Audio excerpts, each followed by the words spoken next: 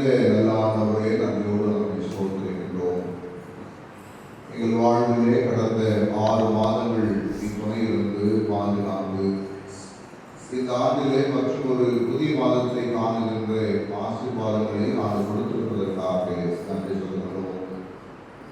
எங்கள் வாழ்விலே எங்களுக்கு எதிராக ஏற்படுத்திருந்த பல்வேறு போராட்டங்களிலே ஆண்டவர்களுக்கு உடனிருந்து எங்கள் கரங்களை பற்றி பிடித்து உமக்கேற்றபடி நடத்தி இன்றைக்கு உங்களுடைய சன்னிதானத்தில் வந்து தாமுமை பாடவும் துதிக்கவும் உன் திருவாக்கியங்களை தியானிக்கவும் நீ கொடுத்திருக்கின்ற இப்படிப்பட்ட ஆசீர்வாத நாளுக்காக நன்றி சொல்கின்றோம். இதுவரையிலும் பாதுகாத்து வந்த ஆண்டவர் இந்த புதிய மாதத்திலேயும் எங்கள் கரங்களை பிடித்து நடத்திவே நம்பிக்கையோடு உமை நோக்கி நாங்கள் பார்க்கிறோம். இந்த வழிபாட்டை இந்த கருத்தில் கொண்டு வருகின்றோம். ஆண்டவர் தொடக்க முதல் நிறைவு மட்டுமாக இந்த பிரசன்னத்தாலே எங்களை ஆண்டு கொள்கிறார்கள். எங்களை அர்ப்பணிக்கின்றோம், எங்களை தூய்மைப்படுத்துகிறாங்க. உமக்கேற்ற பாத்திரங்களாக நாங்கள் உலகத்தில் வாழ்கின்ற ஜீவியத்தை ஆண்டு மறுபடியாக உங்களுடைய வலது கருத்தில் எங்களை தாழ்த்துகின்றோம், அர்ப்பணிக்கிறோம். நன்மைகளை ஆண்டவரே சொல்லிய விடுகிறோம். அன்பு நிறைந்த கடவுளே, ஆமென். நாம் அனைவரும் எழுந்து நின்று ஆராதனைக்கு துவக்கமாகும் ஆண்டவரை போற்ற வண்ணமாகும் பாடலின் 326 ஜெயம் கொடுக்கும் தேவனுக்கு கோடி கோடி சோத்திரம், வாழ்வழைக்கும் ராஜாவுக்கு வாழ்நாளெல்லாம் சோத்திரம் என்ற பாடலை நாம் தரம் கட்டி நாளை பொழுது உற்சாகமாய் ஆண்டவரை நாம் பாடுவோம்.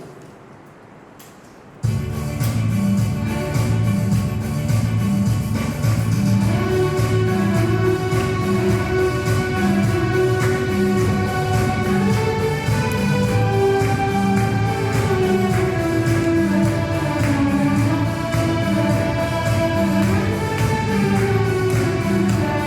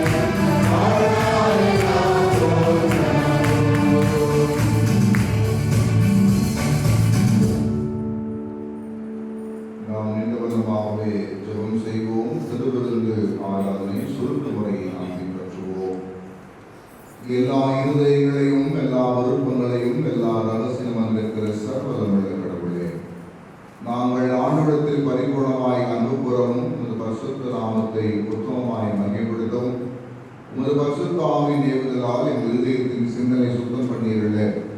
எங்கள் கர்த்தராகிய இயேசு கிறிஸ்து மூலமாய் வேண்டிக் கொள்கிறோம். ஆமென். அன்புக்குரிய சகோதர சகோதரிகளே, நாம் இப்பொழுது கடவுளுடைய மகா பரிசுத்த வசனத்தை கேட்கவும் ஆண்டுடைய சரீரத்தையும் ரத்தத்தையும் பெற்றுக்கொள்வதையும் கூடி வந்திருக்கின்றோம். உத்தம மனஸ்தாபத்தோடும் விசுவாசத்தோடும் அடுத்து கேட்க செய்வதற்காக அவருடைய கிருபை தேடி ஒழுங்கால் படுகின்றோம். அமர்ந்த நிலையிலோ மௌனமாக நம்மை நாமே சோதித்து அனுபவமாக தன் பாவங்களை மறைக்கிற வாழ்வடைய மாட்டான். அவைகளை அறிக்கை செய்து விட்டுவிடுகிறோ இரக்கம் பெறுவார் என்கின்ற ஆண்டுடைய வார்த்தைகளை நாம் எண்ணி பார்த்து புதிய மாதத்தை துவங்குகின்ற நாம் ஆண்டவரின் புதிய கிருபைகளை பெற்றுக்கொள்வதற்கு தடையாயிருக்கின்ற பாவ குற்றங்களை ஆண்டு சமூகத்திலே அறிக்கை செய்து நம்மை சீர்தூக்கி பார்த்து கடவுளுக்கு பிரியமுள்ள வாழ்க்கை வாழ்வதற்கு நம்மை அர்ப்பணிப்போம்.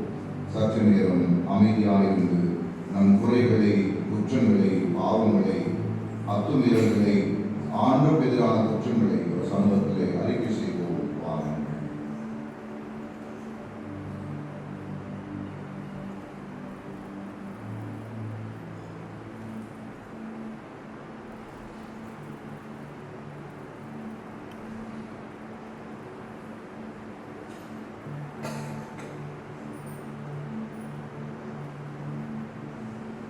தொடர்ந்து நாம் மனத்தாழ்மையுடன் நமது பாவங்களை எல்லாம் வல்ல ஆண்டுக்கு கீழ்கண்ட பாவரிப்பு வழியாக நாம் உணர்ந்து சேர்ந்து அறிக்கை செய்வோம். வாருங்கள். பரமபிதாவே, உமக்கு விரோதமாகும் எங்கள் அயலாருக்கு விரோதமாகும் பாவம் செய்வோம் என்று அறிக்கை உலகில் நடவாமல் இல்லை நடக்கும் கிறிஸ்துவின் நாமத்தை சொல்லியும் தீமையை எங்களை விலக வேண்டும் என்று உங்களிடம் நன்றார்கள். இயேசு கிறிஸ்துவிற்கும் எங்கள் பாவங்கள் எல்லாவற்றையும் நம்பி உங்கள் பரிசுத்த ஆவியினால் சுத்திகரித்து எங்கள் மனசாட்சியை உறுதித்த உங்களுடைய பரிசுத்த நாமத்துக்கு மகிமை உண்டாகும்படி நாங்கள் இனி புது சொல்வதாக உமக்கு ஊழியம் செய்யத்தக்கதாக மற்றவர்களுக்கு மன்னிக்க எங்களுக்கு. ஆமென்.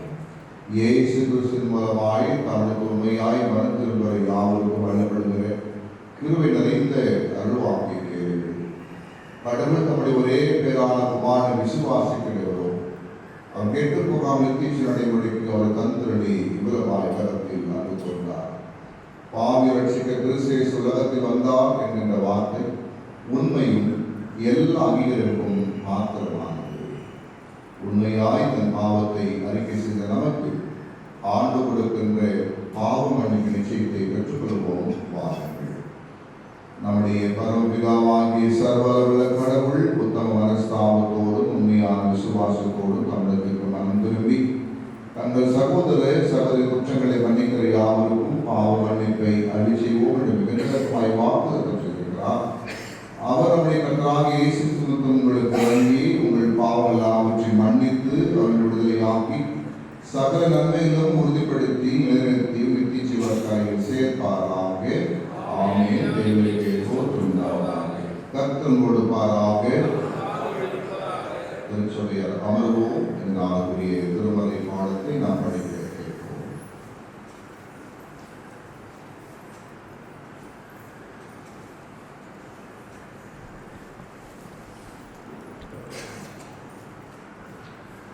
மாதத்தின் முதலாம் மாதத்திற்கு வாசிப்புடைய வேத பகுதி யோசுவாவின் புஸ்தகம் 6ஆம் அதிகாரம் திருவார்த்தைகள் 12 முதல் 20 வரை.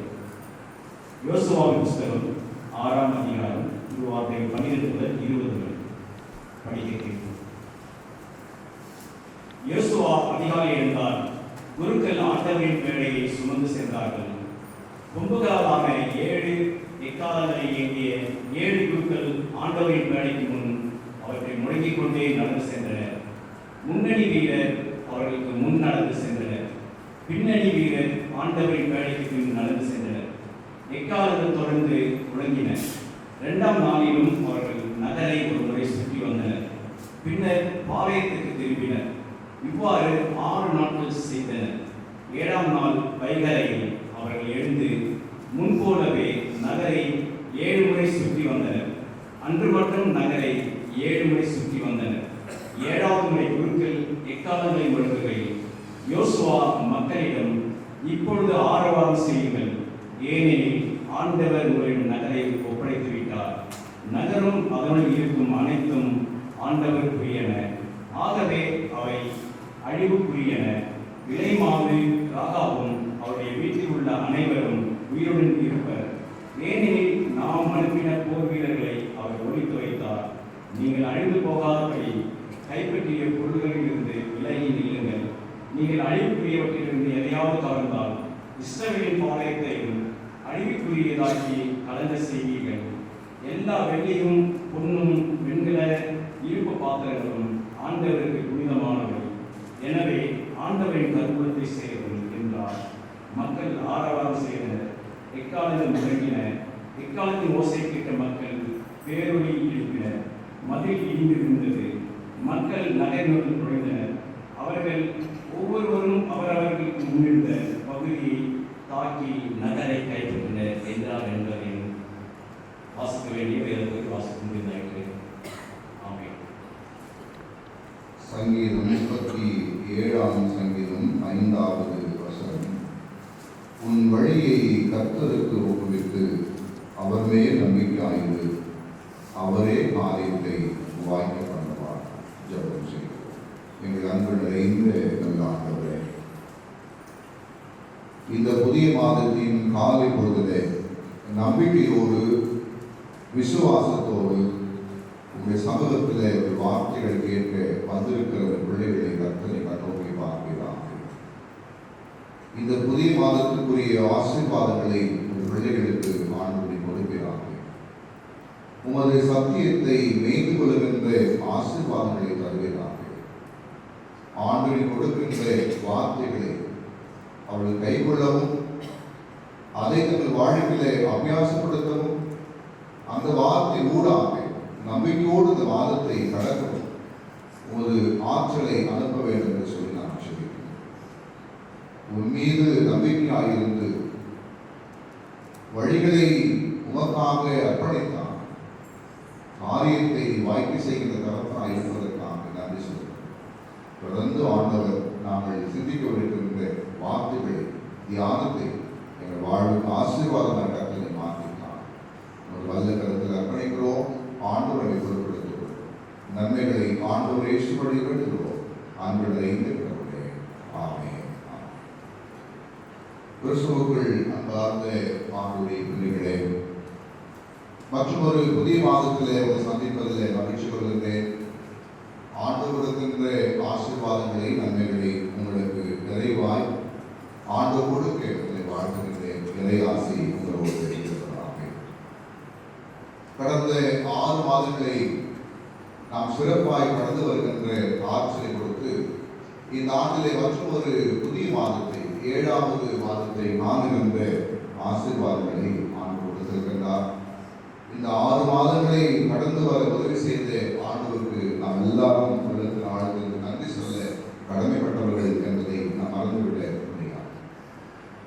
இந்த 7வது மாதம் திருமலையில 7 என்பதற்கு மிக முக்கியமான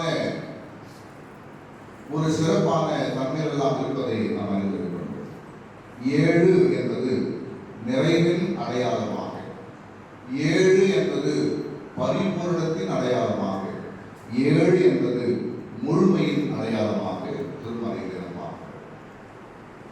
அது மாத்திரமல்லாமல் இன்றைக்கு இந்த 7 என்கின்ற இந்த மாதத்தை துவங்கி இருக்கின்ற நமக்கு படிக்கேற்ற திருமலை பகுதியிலும் பார்க்கின்ற பொழுது 7 ஆசாரியர்கள், 7 எக்காலங்கள், 7 நாட்கள், 7ஆம் நாளில் 7 முறை சுற்றி வருதல் என்கின்ற 7ஐ மையமாக வைத்து படிக்கேற்ற யோசுவாவின் புத்தகம் 6வது அத்தியாயத்திலே நாம் காண்கிறோம்.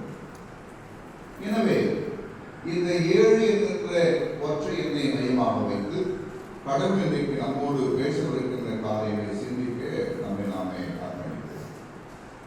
படிக்கேற்ற இந்த திருமலைப்பால் நடந்த சம்பவத்தை நன்கு நாம் அறிந்திருக்கிறோம். மோசேவின் இறப்புக்கு பின்பு ஒட்டுமொத்த இஸ்ரவேல் குடும்பத்தாரும் கலங்கி கொண்டிருக்கின்ற வேளையில யோசுவா உட்பட ஆண்டவர் யோசுவாவுக்கு சொல்கிறார், மோசேவோடு இருந்தது போல உன்னோடு உங்களோடும் இருப்பேன் என்று யோசுவாவை தைரியப்படுத்தி தொடர்ந்து மக்களை நடத்தி கொண்டு போவதற்காக முன்னுதலை கொடுக்கிறார். யோசுவா பொறுப்பெடுத்துக் கொண்ட பின்பு மக்கள் நடத்தி கொண்டு போகின்ற வேளையிலே அவளுக்கு தடையாய் வழியை அடைத்துக் கொண்டிருக்கின்ற ஒன்று யோர்தான்.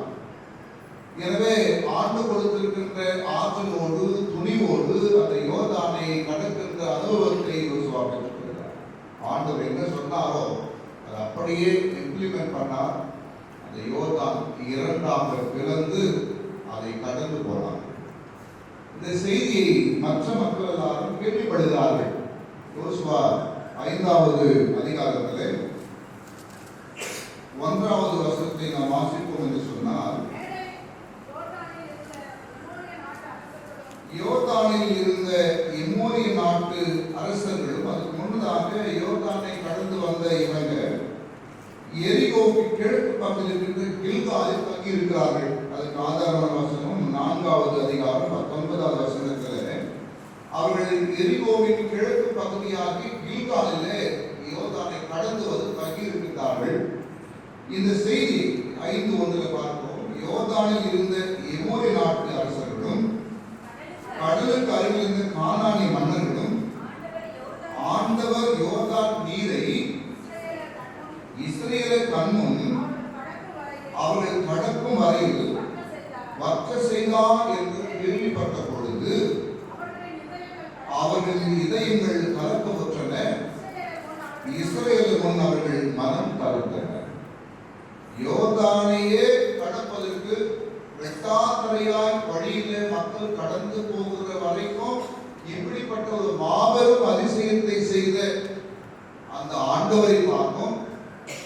அவர்களை நடத்தி வருகின்ற நடந்து வந்த மக்களை குறித்து கேள்விப்பட்ட இந்த மன்னர் எல்லாம் மிகுந்த கலக்கமுற்றார்கள். இப்படிப்பட்ட வேளையில அடுத்து அவர்கள் டார்கெட் பண்ணுகின்ற அவர்களுக்கு இடையே குறுக்கே இருக்கின்ற ஒன்று எரிகோ கோட்டை. அதை புரிந்து கொண்டார்கள். அதனால ஒருவேளை எரிகோவையும் அவர் தடுத்து விடுவார்களோ என்கிற அச்சத்தில் 6வது அதிகாரம் 1ஆம் வசனத்தில் நாம் பார்க்கின்றோம். இஸ்ரேல் மக்களுக்கு அஞ்சி எரிகோ இறுக்கமாக அடைக்கப்பட்டது. ஒருவரும் வெளியே வரவும் இல்லை, உள்ளே போகவும் இல்லை. யோர்தான் நடந்த சம்பவம் எரிகோ மக்களுக்கு ஒரு பெரிய அதிர்ச்சி ஏற்படுத்தியிருக்கிறது. அதனாலே எரிகோ கோட்டை மிக இறுக்கமாக அடைக்கப்பட்டிருக்கிறது. ஒருத்தர் வெளியே போல உள்ளும் வரல. அப்படிப்பட்ட பயம் ஆண்டவர் மீதும் ஆண்டவர் நடத்துகின்ற மக்கள் மீதும் அவளுக்கு அப்படிப்பட்ட பயம் வந்ததுனாலே எல்லாம் பூட்டப்பட்டிருக்கிறது. அதுக்கு முன்னதாக இந்த எரிகோவில் கில்கால் இருக்கின்ற தருணத்தில் யோசுவா ஒரு தரிசனத்தை காணுகிறார். தரிசனத்தை தொடர்ச்சி தான் இன்றைக்கு நாம் படிக்கின்ற பகுதி. இதே 5ஆம் அத்தியாயம் 13 முதல் அந்த அத்தியாயத்தின் கடைசி வரை இருக்கின்ற வேளையில யோசுவா ஒரு தரிசனத்தை காண்கிறார். அவர் காணுகின்ற வேளையில தூரத்துல ஒரு ஆடவர் உருவிய கத்தியோடு எதிர் வருகின்றார். யோசுவாவை பார்த்து ஒரு கேள்வி கேட்கிறார், நீ எங்களுடைய ஆளா, எதிரியின் ஆளா என்று கேட்கிற பொழுது, ஆண்டவர் என்னை அனுப்பி வைத்திருக்கிற படைத்தலைவன் நான் என்று சொல்கிறார். உடனே யோசுவா அந்த நபர்கிட்ட, நீர் கடவுள் எனக்கு என்ன சொல்ல விரும்புகிறார் என்கின்ற அந்த வாய்ப்பை கேட்கிறார். தலைமட்டம் விழுந்து கெஞ்சுகின்றார். அப்பொழுது 15ஆம் வசனத்தில் பார்க்கிறோம், யோசுவாவிடம் உன் காலணியை உன் காலிலிருந்து அகற்று, ஏனெனில் நீ நிற்கிற இடம் புனிதமானது என்றார். யோசுவாவுக்கு அப்படியே செய்தார். இதுக்கு முன்னதாக யோசுவாவுக்கு முன்னே நடத்தி வந்த மோசேவுக்கும் இப்பேற்பட்ட ஒரு சம்பவம் நடந்தது. உன் பாதரட்சியை கழட்டி போடு, நீ நிற்கிற இடம் பரிசுத்தமானதற்கு ஏற்கனவே மோசேவுக்கு சொல்லப்பட்டது. நீங்க யோசுவாவுக்கு சொல்லப்படுகிறது. ஆண்டவர் நான் சொல்ல வந்த காரியத்தை சொல்லுகின்றார். ஒட்டுமொத்த எரிகோவை அவருடைய மன்னனை உன் கையில் ஒப்படைத்து விட்டேன் என்கிற ஒரு நம்பிக்கையை யோசுவாவுக்கு கொடுக்கிறார். புதிதாக தலைமைத்துவத்தை எடுத்துக்கொண்ட கொடுக்கப்பட்ட யோசுவாவுக்கு ஒன்று, யோர்தான் சக்சஸ்ஃபுல்லா ஆண்டு நடத்தி வந்தார். இரண்டாவது, எரிகோ கோட்டை இறுக்கமாக அடைக்கப்பட்டிருக்கிறது. இந்த எரிகோவை கடந்து போனால்தான் ஆண்டு வாக்குத்தத்தம் பண்ணப்பட்ட கானான் தேசத்தை அடைய முடியும். இல்லை சொன்னால் ஆண்டு கொடுத்த வாக்குத்தத்தத்தை அடைய முடியாது. இப்படிப்பட்ட ஒரு நெருக்கடியான வேளையில ஏற்கனவே மக்கள் புலம்பி கொண்டிருக்கிறார்கள். அங்கே இருந்திருக்கலாம், எகிப்தில் இருந்திருக்கலாம், எங்களை அழைத்து வந்துட்டீங்க, எங்களை சாகடிக்க கொண்டு வந்து சொல்லி முதுமுறுத்து கொண்டாங்க மோசே காலத்தில். இந்த யோசனை நடத்தி கொண்டு போகிறார். எதில் ஒரு பெரிய பயம், ஒரு தடுப்பு அங்கு இருக்கிறது. என்ன செய்வது என்று யோசித்துக் கொண்டிருக்கிற வேளையிலே ஆண்டவர் யோசுவாவுக்கு ஒரு தரிசனத்தை கொடுக்கிறார். எரிகோவையும் அது மன்னரையும் அது இருக்கின்ற ஒட்டுமொத்த அனைத்தையும் உன் கையில் ஒப்படைத்து விட்டேன் என்று சொல்கிறார். இந்த நம்பிக்கையோடு துணிவோடு யோசுவா அடுத்த கட்ட முயற்சிக்கு அவர் கடந்து போகிறதை நாம் பார்க்கிறோம். அதுதான் இன்றைக்கு நம்முடைய புதிய மாதத்தின் வாழ்வுக்கு வாக்குத்தத்தமான வாக்காக நாம் எண்ணிக்கொள்ள கடவுள் நம்மை அழைக்கிறார். 3 காரியங்களை நான் உங்களோடு சொல்கிறேன். முதலாவது, எல்லா நேரங்களிலும் நீங்கள் ஆண்டவரின் திட்டத்தை நம்புங்கள். இஸ்ரேல் மக்களின் தலை மீது கடவுள் திட்டத்தை வைத்திருந்தார். நம் தலை மீதும் கடவுள் திட்டத்தை வைத்திருக்கிறார். ஆமென். ஒரு பிளானை கடவுள் நமக்கு வச்சிருக்கிறார். அது நமக்கா இருக்கட்டும், நம்முடைய பிள்ளைகளா இருக்கட்டும், நாம் ஒரு திட்டத்தை தீட்டுவதற்கு முன்னதாகவே கடவுள் ஒரு திட்டத்தை நம் வாழ்க்கையில் அவர் ஏற்படுத்தி வைத்திருக்கிறார். Believe God's plan. கடவுளின் திட்டத்தை நீங்கள் நம்புங்கள். இங்கே யோசுவா நம்பினார்.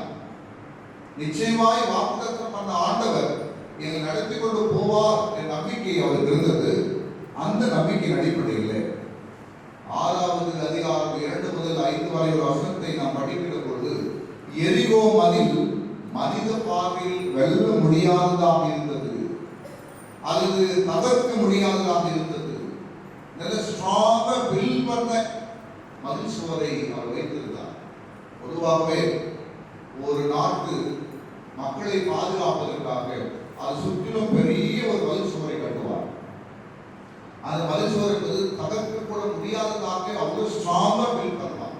இனி கூட நம்ம போனோம்னாக்கா இருக்கிற மதில் சுவர்கள் அப்படியே ஸ்ட்ராங்கா இருக்கும். அங்கங்க லைட்டா உடஞ்சிருக்கும். இப்போ ரொம்ப காலம், பல 1000 ஆண்டுகள் கழிச்சு, ஆனா இப்போ அந்த சுற்றிலும் இருக்கிற மதில் சுவர் அவ்வளவு ஸ்ட்ராங்கா இருக்கும்.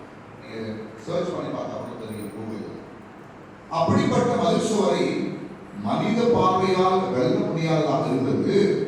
ஆனால் ஆண்டவர் கொடுத்த திட்டம் அவளுக்கு வழக்கத்துக்கு மாறானது.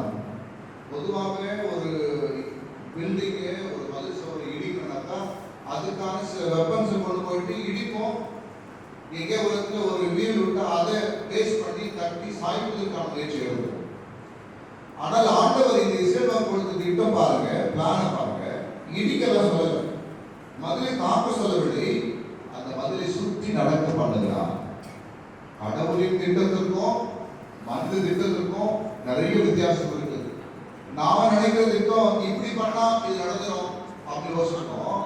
ஆனால் கடவுள் வச்சிருக்க திட்டம் எப்படின்னாக்கா, நீ இடிக்க வர தேவையில்லை, நீ சுற்றி நடந்து வா என்று சொல்லுகிறார். நம்ம அதான் என்ன பண்ணோம், மதில் சோறு சுற்றி நடந்து போறான் விழுந்துருமா அப்படி கேள்வி என்ன பண்ணுவோம், நம்ம கேட்போம். ஆனா இஸ்ரேல் மக்கள் என்ன பண்ணாங்க பாருங்க, யோசுவா சொன்னாரு நீ என்ன பண்ண, நடந்து வா, சுற்றி வா என்று சொன்னார். அவரை சுற்றி வந்தார். ஆணுடைய திட்டம் எப்போதும் நம் அறிவுக்கு எட்டாதது, நம் அறிவுக்கு எட்டாதது. வாசிக்கலாம், சங்கீதம் 139:6 வாசிக்கிற பொழுது அங்கே ஆண்டவர் சொல்கிறார், தெளிவா சொல்றார் பாருங்க. அவருடைய திட்டத்தை நமக்கு விளக்குகின்றார்.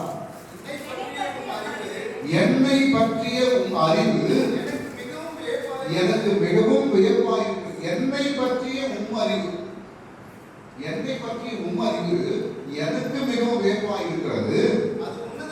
அது உன்னதமானது, என் அறிவுக்கு எட்டாதது. கடவுள் நம் மீது வைத்திருக்கின்ற திட்டம் என்பது, அந்த பிளான் என்பது நம் அறிவுக்கு எட்டாத வேலை கர்த்தர் சிந்திக்கிறார்.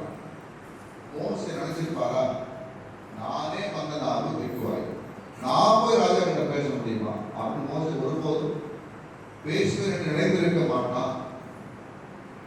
மோசே மீது கடவுள் வைத்த திட்டம் வந்து அவருக்கே எட்டாதது, அவருடைய சிந்தனைக்கு எட்டாதது. நமக்கு எட்டாத பெரிய காரியங்களை செய்கிறவர் தான் நம் ஆண்டவர். இங்கே பார்க்கிறோம், நம்மை பற்றிய அல்லது என்னை பற்றிய, யார் சொல்றாரு, தாவீது சொல்றாரு, என்னை பற்றிய உம் அறிவு எனக்கு வியப்பாயிருக்கிறது. நான் எங்கேயோ ஆடு பேசுகிறேன், நான் போய் ராஜாவா மாறினா எனக்கே தெரியாது, ஆனா ஏமாறிட்டு திட்டத்தில் வச்சிருக்கிறீங்களே என்ற அந்த புரிதலை தாவீது வெளிப்படையாக வெளிப்படுத்துகிறார். அதனால் அது உன்னதமானது, என் அறிவுக்கு எட்டாதது. இப்படிப்பட்ட திட்டத்தை கடவுள் நம் தலைமையில் வைத்திருக்கிறார் என்பதை நாம் ஒருபோதும் மறந்துவிடக்கூடாது. ஆண்டுடைய திட்டம் நமக்கு புரியாமல் இருக்கலாம், ஆனால் அது தவறாக இருக்காது. ஆமென். ஆண்டு திட்டம் புரிவதற்கு நமக்கு நிறைய கன்ஃபியூஷன் இருக்கலாம்.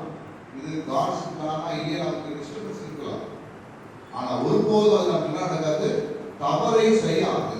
கடவுளின் திட்டம் நமக்கு நன்மையானதை செய்யும். எனவே நீங்கள் ஆண்டவரின் திட்டத்தை நம்புங்கள். அதை யோசுவாவும் இஸ்ரேல் மக்களும் நம்பினார்கள். அந்த எரிகோ மதில் சுவரை சுற்றி நடந்து வந்தார்.